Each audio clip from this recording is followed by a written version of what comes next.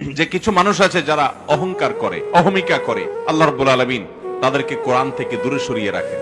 সংস্রবে আসার তৌফিক তাদেরকে দেন না। হয়তো অনেক সময় ইচ্ছাও হয়, কিন্তু সুযোগ হয় না।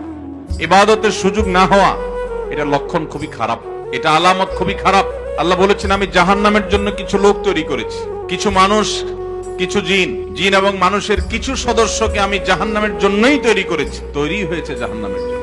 ভাইরা আমার, সে হতভাগা মানুষগুলোর আলামত আল্লাহ বলেছে, তাদের আলামত হলো লাহুম কুলুব, তাদের অন্তর আছে কিন্তু লা ইয়াফকাহুনা বিহা, অন্তর দিয়ে কিছুই অনুধাবন করে না, অন্তর দিয়ে তারা উপলব্ধি করে না, অন্তর কার্যকর না, অন্তরের উপরে গোমরাহির প্রলেপ পড়ে গেছে। গুনাহ করতে করতে করতে করতে হাদিসে আসছে, নবী করিম সাল্লাল্লাহু আলাইহি ওয়াসাল্লাম বলেছেন, যখন মানুষ কোনো গুনাহ করে, আল্লাহর একটা নাফরমানি করে, একটা হারাম কাজ করে, তখন তার কলবের উপরে একটা দাগ পড়ে, আরেকটা যখন করে আরেকটা দাগ পড়ে। এভাবে দাগ পড়তে পড়তে পড়তে একটা আয়না যেরকম অনেকগুলো দাগ পড়তে পড়তে একটা পর্যায়ে ওই আয়না দিয়ে আর চেহারা দেখা যায় না, ভালো মন্দ নিরূপণ করা যায় না।